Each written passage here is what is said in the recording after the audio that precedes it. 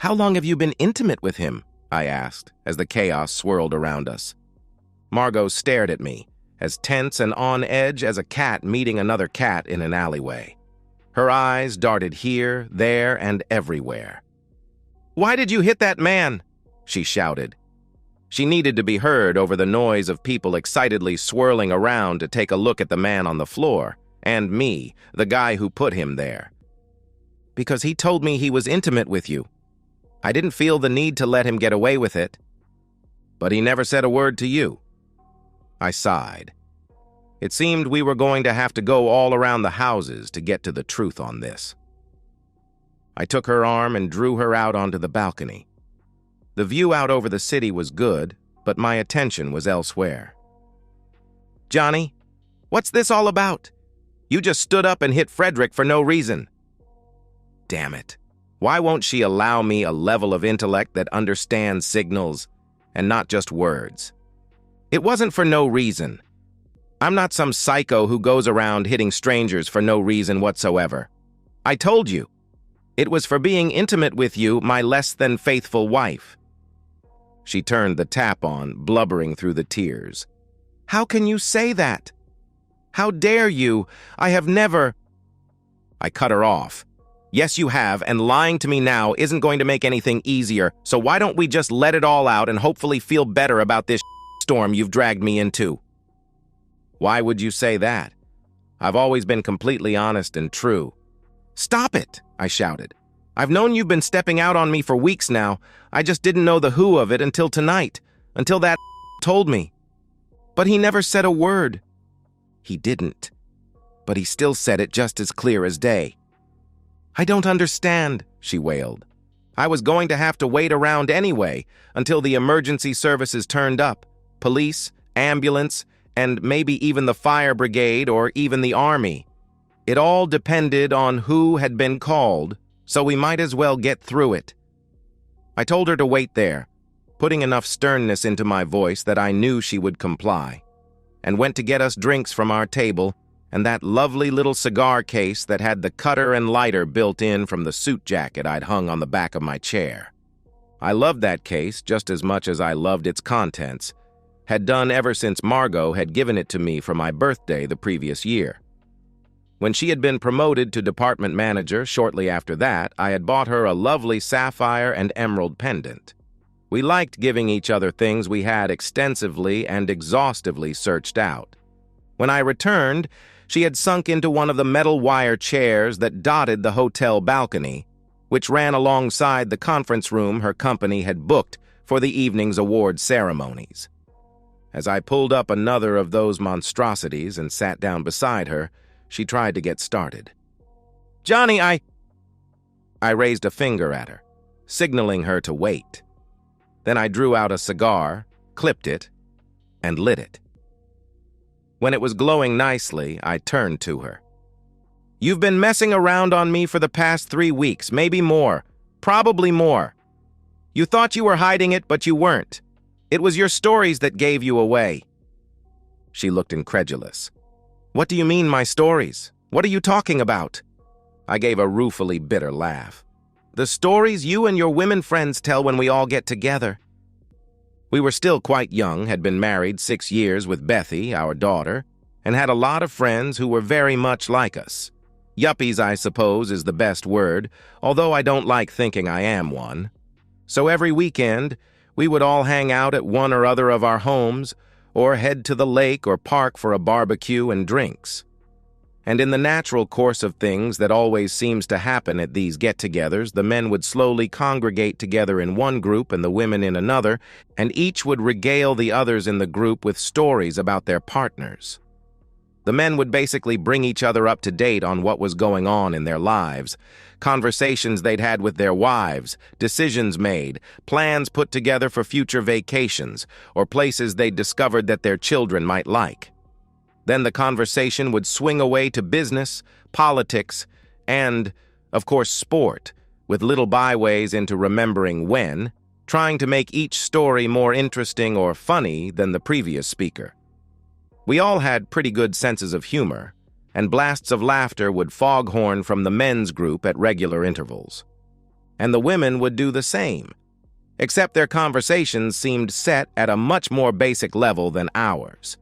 There were no fixed rules or even conscious decisions about when and how the groups would form, and people would split away to chat with people in the other group all the time, reminding a partner of something they had just thought of, telling a tidbit of gossip just heard that was too good to wait until the trip home, or just for a hug and a squeeze of a hand. It's just how people are when they get together.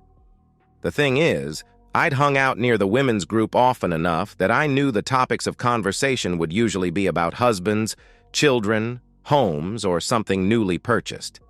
Hell, that was what the men covered as well, among other things. But the tone was very different. The women in our circle of friends would start off casually gossiping about what was going on in their lives, which would gradually morph into what their husbands were doing, and then change further into what their husbands were doing wrong. When it came to things they did wrong, husbands were the preferred topic, even beating out how horrendous their children's moods, untidiness, and eating habits were as the greatest source of merriment. It would start lightly, with a little emphasis here and there when describing something a husband had done, causing much hilarity amongst them.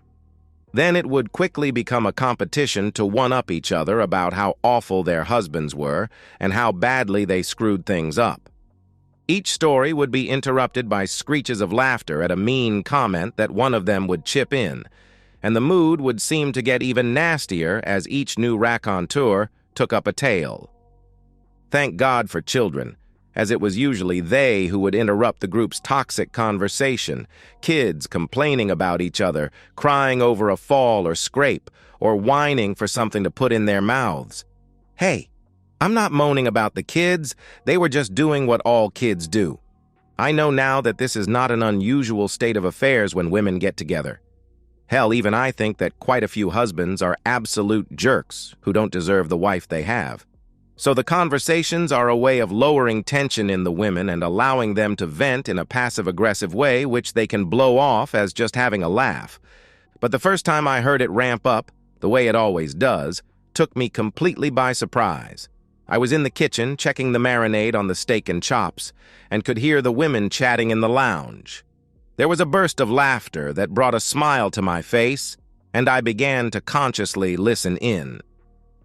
May was having a go at Dom, who, according to her, always tries to score some three-pointer by throwing his socks at the laundry basket from his side of the bed. He even tries to do trick shots by making them spin in the air. Idiot stuff like that. Like there's some crowd watching and cheering him on. Hey, at least he tries for the basket, moaned Annie. Greg just drops them on the floor, as if the act of taking them off makes them non-existent. They exist when I have to pick them up to do the laundry, that's for sure. I don't even mind that, interrupted Freddie. What I object to is the skid marks, and the fact that Vern always manages to turn his boxers inside out when he takes them off, and I have to turn them right side out again to wash. I don't even want to look at that, and I still have to turn them right side out. With my hands. Can you believe it? I couldn't help having a silent snigger at the hapless Vern and his careless toilet habits.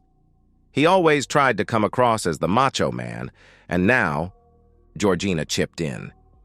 Pete balls his undies up if they have skid marks in them and then tucks them into his socks, so I have to pull them out again to wash. They are the undies with minions on them? Asked Reggie. Oh, now he has more. New ones with the Avengers on. Georgina came back. Iron Man? Sniggered Freddie. Actually, I think it's a male version of Elastigirl, Georgina said, straight-faced. The laughter from the whole group was almost deafening. Wow, she just dumped Pete into the garbage disposal of female opinion with that remark, and they just got worse and worse as the conversation went on. Everything from Pete's apparently limp noodle to Stan's flirting with women and Dom's fat belly, which by all accounts needed a corset or even more appropriately a bustier, were torn apart for their amusement. Every husband with a wife in the group took more than one tank buster during that conversation, and I didn't think Dom was much overweight at all. It actually shocked me. I thought these women were happy to be married to their men. Yet here they were in some sort of unacknowledged competition to make their husbands the very worst man in their whole circle of friends. Sure, there was lots of laughter going on, but it seemed at the very least to be disloyal, and at worst, outright sneering derision. How could they stand going home with their spouse thinking the way they did, even if they didn't mean it? Damn, at a minimum, it was cruel. There was no respect apparent. Luckily for me, Margot didn't take part in these discussions. She would dip into it when passing by, but would wave and smile when encouraged to sit in with them. Until 3 weeks ago. We were at Klaus and Ingrid's house, and as I was passing the lounge window, I saw Margot sitting in the group, wine in hand and laughing hard, both puzzled and curious. I entered the house and remained out of sight. There was the normal complaining about the husband's habits and nasty desires, each in turn having to outdo the previous offerings. Then I heard Margot chip in. "Oh, God, I know all about that. The noises that Johnny makes when he flosses his teeth." I heard her make noises as if she was throwing up, sneezing, humming the theme from Frozen, and gargling all at the same time. I felt my face grow heated. "I think that's the noise Vern made when we made love last night," giggled Freddie. "The last true romantic." "Not a chance," laughed Margot. "My husband is way more romantic. When Johnny finishes, it sounds like a vet just stuck his arm up inside a cow without any warning." She giggled loudly. "No smooth talk or dinner, just womb," chortled Annie. "Not even a flower in sight," Margot finished. There was a delighted howl of laughter. I moved on. I didn't want to listen to any more of that. If there's one person who knows how I sound when I finish, it's me. There wasn't a single note of truth in what she'd just said. When I come, I don't yell or bray or anything the women had come up with. I let out a series of long, low sighs, as if experiencing an expected pain, like when a doctor carries out an extended check on your sprained knee and it hurts, although you're braced for it. I didn't want to cause a fight in front of our friends, so I stayed cool but not unresponsive for the rest of the day. We got home after a day of wine and sun, and after putting 3-year-old Bethy to bed, just hit the sack and went straight to sleep. But that sound kept echoing in my mind, and it promised to hang about unless I worked it all out. The next day was Monday, so I called Henning Moritz in HR and invited him to lunch on my expense account. Henning was German by birth and was unfortunately true to the largely false caricature of the lack of humor of his nation, but he was very intelligent and, more importantly, had studied psychology at university before going on to major in personnel management. "Ah, I understand.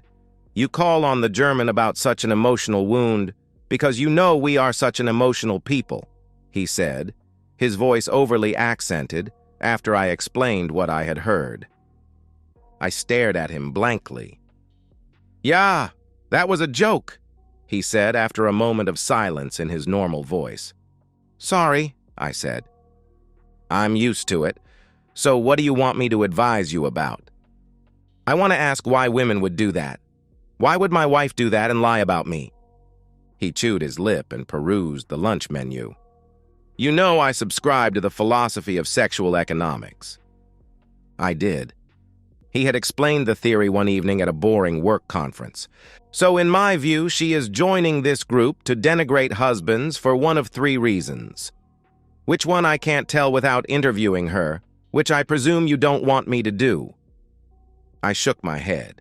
I didn't need her telling the witches' circle about that as well. I would drop to the very bottom of the league table of husbands if she related that. "The first and most obvious is that she feels separated from the group of women in your circle. She feels she needs to reconnect and is willing to throw your reputation to the wolves in order to do that." I nodded.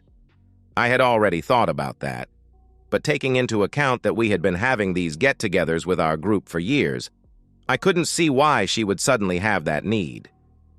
"Secondly, you may have wounded her with something you have or haven't done, and this is a passive-aggressive way of getting even with you."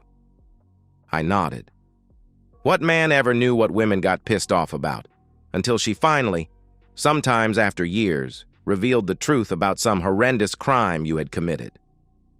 I decided to think about that further and examine my memory about anniversaries, casual remarks I may have made, or worst of all, any frantically vital appointment such as a lunch she had vaguely indicated she might want that I had forgotten to turn up for. Thirdly, she may be trying to lower your position in the group in order to raise herself up and achieve sympathy and support for something she plans to do. She wants to get people on her side against me? I asked. He shrugged. It wouldn't be the first time, would it? It happens within families all the time, especially between siblings. You know, that is also part of the sexual economic theory, the advancing of oneself at the expense of the other in order to gain resources or genetic material, depending on the sex of the protagonist of this action. In fact, he waffled on and on as we ate, and I remembered all too clearly why I didn't have lunch with him very often, but he had given me plenty to think about. "Who's hosting the get-together this weekend?" I asked later in the week, carefully casual. I couldn't bear the fallout if she knew my thoughts. I loved her and didn't want to face a month or more of silent accusation if she thought I was falsely accusing her of something. "Annie and Greg," she said. "That'll be nice. You seem to enjoy getting together with the girls." "I do. They're a nice bunch," she agreed. "You seem closer than you have been for a while." "Yes. I don't know why it's taken me so long to relax into their company." I thought about that. Could it be because they seem to be awful human beings, with no loyalty, respect, or high opinion for anyone? How could anyone relax in their company? After my wake-up call about the girls, I had taken to listening to their group conversations, and if one of them was absent, they would be ripped to pieces by the rest like a wounded and bleeding fish in the center of a shiver of sharks in a feeding frenzy. Henning had explained that as well. Women do gossip more than men, and as they mostly eschew violence, this is one of the main weapons in their arsenal. Men are hunters by nature, while women are gatherers. Nuts, seeds, and berries are good, but nowhere near as rich in nutrition as meat. So they are programmed to want the resources that men are traditionally better at bringing home. In return, they can offer intimacy and exclusivity, something that usually has no value when offered by men. A woman has to advertise herself to men, hence the makeup and clothes and all that, in order to compete with other attractive women. The other way to compete is through gossip, which is basically talking about another woman and the value of her sexual ability or exclusivity, while raising those values in herself at the same time. So, a woman hinting that another woman is a genetic weapon. Of course. Why don't they just come out and accuse each other of being that? I asked. 1. Because that would devalue the denigration. It's a potent weapon and has to be used sparingly. And 2, because first-hand knowledge would place her squarely alongside the in order to gain the knowledge, and that would lower the value of her own promise of exclusivity, and lowering that even a little could cause her a lot of damage in the genetic stakes. So gossiping is the answer? Geez, that's messed up. It's the way our monkey brains have been programmed, he said with a smile. But if they know they are all calling each other even just to each other, why don't they call each other out on it? Studies have shown that most women believe that their friends would defend them against such talk. Almost every woman interviewed maintained that she would defend her friends and firmly believed she did not spread any such gossip onwards. And yet, if that was true, there would be no gossip a go around, so I wouldn't take that denial at face value. He paused to think. Economically, perhaps it's to maintain the price of being exclusive. If a woman does sleep around, it increases the flow of intimacy into the market, which, like any other commodity, lowers the price. If they all did it, then the cost to a man of having intimacy would be almost nothing. He wouldn't have to spend much in the way of resources to get laid. However, if the value of that woman's sexual ability is lowered and the promise of exclusivity is questioned, then that maintains the price for those women who are regarded as virtuous and yet good in bed for one man. He took a drink. Good wine. I muttered something, wishing I'd never asked him about all this. To be seen as purely a provider of resources to a woman in order to get intimacy and the promise of faithfulness seemed just so sad. It was the conjunction of those two thoughts that brought up another. Margot had explicitly promised me that she would be faithful to me when we married, and implicitly promised to have intimacy with me at the same time. Was I getting neither? I certainly wasn't getting as much intimacy as I was promised, that was for sure. Once a week, maybe. It was once a month more often than I would like to remember. And if that new little nagging voice in the back of my head was right, then I wasn't getting any exclusivity either. In fact, it was more likely that someone else was getting that. So I watched. I wasn't going to fly off the handle. I had no idea if I was right. And if I wasn't, then bringing it up might actually cause something to happen out of anger, more than diffuse the situation. I loved my wife, but I wasn't blind to the fact that sometimes she was more than happy to cut off her nose to spite her face. So for almost 4 weeks I observed her. I didn't see much that was interesting apart from the fact that she was getting her girls on side each weekend with more and more cutting remarks. Then came the awards evening. I looked over all her fellow workers, wondering if there was a sexual aspect seething unseen beneath the surface. Logically, it was the right place to look. She went to work at 8 in the morning, got home at 6. She didn't travel, and there were no girls' nights except on her birthday, when she and a bunch of her girlfriends would head off to a show and a dinner at a fine restaurant. They would stay overnight in shared rooms, but by checking over her Facebook page and looking at the timestamps on all the pics stored in her phone, any lover would have to rush in, be intimate with her, and be cleaned up and gone within 10 minutes. So it wasn't impossible, but it wasn't likely. So where were the men that may have come into her life and inside her? At work? Where else? For some reason, perhaps because I was looking for a cheating so intently, or maybe because of the stupid Zapata mustache that he wore that was 50 years out of date, I picked up on him straight away. Glad-handing and joking with people, he worked his way towards our table. When he reached us, he greeted other people before saying hi to Margot. Their eyes locked and they gave each other a slight smile. Then he smiled at me, and the corner of his mouth crept up just slightly into a sneer.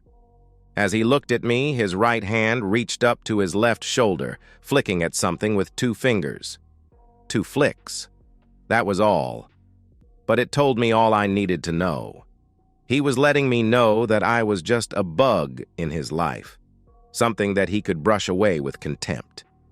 I stood up, leaned over, and punched the left side of his face as hard as I possibly could. I'm no fighter, and I don't have the arms of a Superman, but it was a good punch. He went down hard, and that's when the hysteria started, people getting all excited because something different had happened in their lives, and it hadn't happened to them. So they could enjoy it all guilt-free, which made them all run around making way too much noise. Margot had thought she was getting away scot-free with having an affair, and it had turned on its head in exactly the wrong place at the wrong time. The upper echelons of her company was mostly female, following the growing trend. But despite their earnings, they still could only offer intimacy and exclusivity to the men in their lives, when they had one. So having one cheater exposed so openly made them all afraid that their men might care to re-examine that half of what they offered to a partner.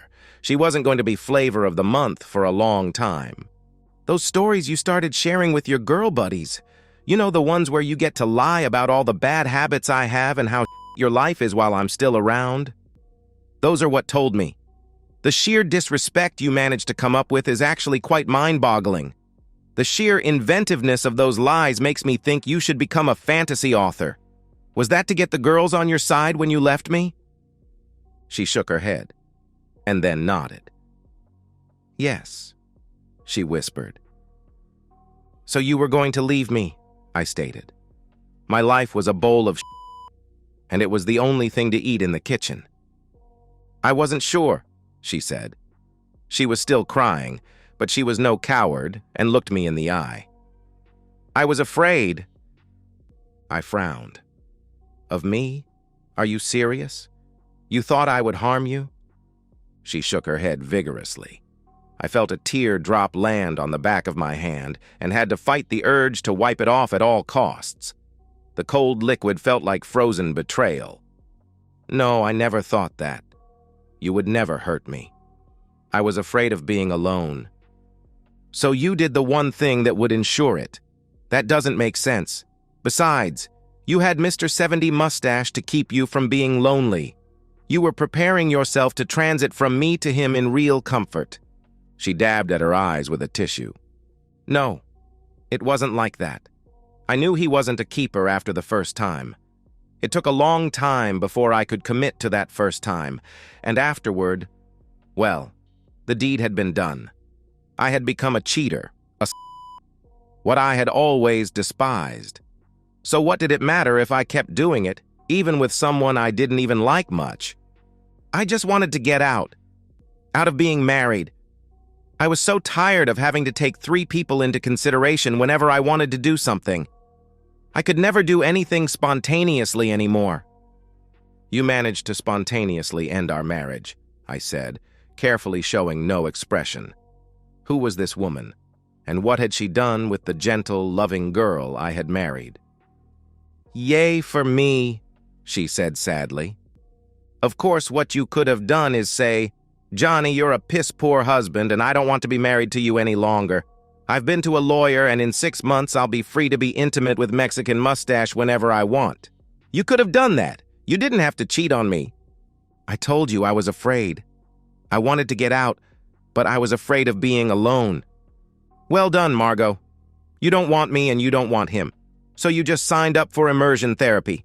Now you can get over your fears by living it. It will be expensive, but worth it, I suppose. You earn more than me, and you know I'll look after Bethy way better than you anyway. So your spousal support and child payments won't be cheap, but hey, at least you get what you want. She pressed her lips together and nodded. And so our marriage ended on that note, while the little voices in my head were shouting that they had to know more. More details. More about who and why and how, when and how many times, and was his Johnson that much bigger? In the end, the voices simply chorused that the woman had cheated. There should at least be more punishment. I had an idea. One demand I will make. You go to our friends and you tell them that everything you said about me was bullshit, and you were lying to make yourself some sort of martyr when you moved out, okay? I can do that, she sighed. You lied about me, and the sheer scale of the disrespect was eye-watering. Yes, it was. I'm so sorry about that. I felt trapped in a situation I had caused and couldn't see a clear way out. You heard it all? I nodded grimly. She put her hand on mine for a moment. I am sorry about that. You didn't deserve it, and I did make it all up. You were a good husband. Just not for me. I sighed. Everything was happening so quickly. I didn't have any control at all. I was in a speeding car with no brakes, and the steering wheel had come off in my hands. I had no experience of how to handle this. It's not every day that you go to a party married and still be at that party when you're suddenly single with a little girl to care for on your own. Not many how-to books cover that topic. You know those are going to slag you off every which way for years to come. I know. I guess I deserve it. You were right. I should have divorced you first. You thought of where you're going to go? I asked. I was going to find somewhere soon, but... Her hands waved loosely at the hubbub that was still going on inside. I guessed that she would be facing some very tough questions from senior management. I wondered if she'd still be employed. I guess it depended on what level of position Monsieur Mustache Bandit held. Jesus, Margot, how did you let it all get to this? What happened to the girl I married? She was smart and knew exactly what she wanted, as well as being beautiful and kind, loyal and in love with me. Where did she go? She actually thought about that for a while. I guess she became a manager and took that to heart to replace the things she was throwing away. Margot, I love you, loved you, but I don't want to be in your company anymore. I'm going to wait outside and see if the police turn up. If they take me in, please bail me out in the morning. You owe me that much. Okay, Johnny. She did bail me out, and that was the last time I saw my wife. When I did see her, the divorce was final. She was no longer my wife. She was someone else's problem now. I had a wife. I had had a woman I loved with all my heart. A woman I had promised myself to and looked forward to growing old with. She had discovered she didn't love me anymore and cheated so that she didn't have to face me until the very end. That's how I saw it. She did the crime and I paid for it. I faced loneliness and heartbreak, the gradual recovery from that and the more than hesitant search for someone to take her place, mistrusting all women from here on. It wasn't going to be easy, especially with a demanding 3-year-old golden-haired enchantress to take care of. Margot had damaged me badly, but I wasn't down and out for the count. I thought about Henning and his sexual economics. I wondered whether being known as a cheating woman would lower her price over much. After all, any guy would have to wonder about her offer of good intimacy and exclusivity, as long as they knew about it. And they would. I'd very quietly make sure of that. And so, we've reached the end of today's story. Was it what you expected, or did it take a twist you didn't see coming? I'm curious to hear your thoughts. Share them in the comments below, and let's get a conversation going. If this story kept you hooked, make sure to hit that like button. And if you're new here or just haven't subscribed yet, now's the perfect time to join our community. I bring you fresh, captivating stories every day, so click that subscribe button and turn on notifications so you never miss out. Thanks for watching, and I'll see you in the next one.